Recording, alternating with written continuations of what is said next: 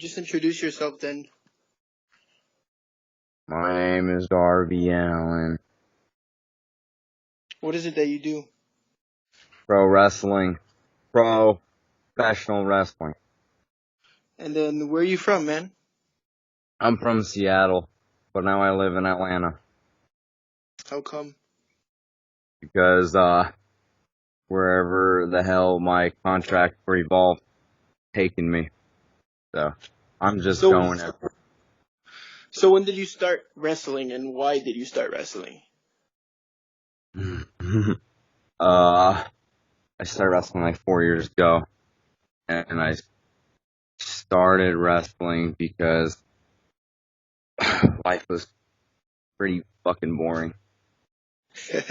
I actually thought about wrestling because I'm such a wrestling fan, but then I was like, nah, I can't take those bumps and stuff. Like, Yeah, I'm used to it from skateboarding, so it's nothing new to me with like the pain. But so you were first a skateboarder, then a wrestler, correct? yeah, And how did that go? it was good. Yeah, I skateboarded like most of my life, and I went to film school, and I dropped out of film school to start wrestling. But besides that, skateboarding was a good old time. Yeah, I dedicated a lot of time and broken a lot of bones. Perfect, because like skateboarding, not to be a dick or anything, but like skateboarding doesn't earn that much money at the moment. Yeah, it depends on who you are and what you do. So like that. Same with independent wrestling. Independent wrestling can be very crap when it comes to making a living. But same with skateboarding. Just depends on where you are. So Yeah, you there's like just need to people. know your thing. Yeah, I know people that are making a really good living off of just skateboarding and not having a normal job, and I know a lot of people that aren't. Same with wrestling. Yeah, I saw a couple of people who skateboard that are broke, but that's just some. So you started wrestling in 2015, correct? 4 years Hmm. ago. Yeah, like late 2014. It was like a couple months before it hit the New Year's, 12 o'clock. And you wrestle with face paint, correct? Hmm. Why is that? It's only half my face that's painted, stuff like that. Mainly because when I was like 5 years old, my uncle was drunk driving, and he crashed this car that we were both driving in, and he died from the accident, and I lived. So I kind of do the half face paint as like me being like, hey, I don't, half of me feels like dead inside, whether it's like the trust for humans or, I don't fucking smoke or drink. I don't do no bullshit. I don't. Straight edge. Yeah. And, very serious about moving forward and, not slowing down in life. So I don't really trust much people after an incident like that. But So that's that's why, why. I mean, So that's that's my, why you don't do drugs because of that particular event that happened in your life. well, that and I'm kind of sick of looking at jerk offs piss away their lives, sit on the couch when they got opportunities.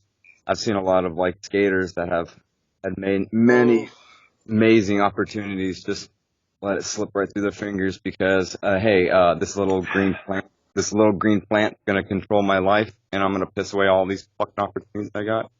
Yeah, go for it. I don't care. I don't want any part of that. If I fail at the end of the day in my life, it's gonna be my fault. I'm not gonna have anything to blame on. Oh, it was the whiskey, or oh, it was the drug. It's me. Like, I'm my only. If I fail in life, it's my fault. that's true. Cause now it's you see that more into like you see that more with people that are doing like athletes in general. Cause like back then that wrestlers used to be like so much into like painkillers and drugs. Now like it's like different. The culture is more like you're into it. The work ethic is there, and everyone's more like straight edge now. So that's a good thing about now's generation. Yeah, I don't really associate with much wrestlers though. I'm not one of the boys. I kind of just do my own thing, and I like to be a loner and be left alone as much as possible. I Hey, really well, don't whatever know helps. what everybody's doing. So I saw that you were in MTV Ridiculousness. How did that happen? I'm friends with the producer, so from all my years of skateboarding and rounding up these wild clips and just wild, like not just skateboarding, but just weird shit in life, I rounded up a lot of weird footage, and then she was interested in having me sell it to her. So I did that, and that's how it came about. It was just, yeah. Damn. And then I saw you were also in TLC Sex that Meets the ER. What the hell happened there? Like, tell me that Well, story. I was going to film school, and I was like, be like, hey, it'd be really funny to like make a fake story and go on this show and just have like, so they pay $500. They fly you out there, you go on the show. So I found some random ass old lady that was like, yeah, I'm an aspiring actress. I'd love to do that show with you. And I was like, all right, let's go. Let's do it. Whatever. Just come on, go down here. So that's how that worked out. And, yeah, it was just a fun little story. I'm sure you've seen the trailer. So how was your experience going on TV more than a couple times, I guess? Like, how's that experience like? It's fun. It's all a big joke. I don't take myself too serious. Um, you get these prima donnas in wrestling. I wonder if someone at the airport's gonna notice. Look at me. I wonder if someone's gonna know who I am. I'm famous. It's like, oh, shut the hell up. It's like, if you look at it, like, wrestling is so small when it comes to, like, being globally, like, it's, like, super, like, like, in the media and, like, entertainment. It's like, you take, like, John Cena. I think he's got, like, 9 million or maybe 10 million or 11 million Twitter followers.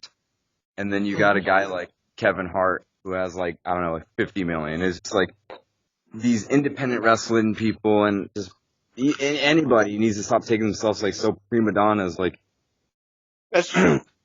yeah, I'm just like, I'm along for the ride and it's fun, but at the end of the day, I want to be the same person coming out as I came in. I don't want to like get my mind and like get a big head and get an ego from this and think I'm top shit because you're not as big a deal as you fucking think you are. Okay.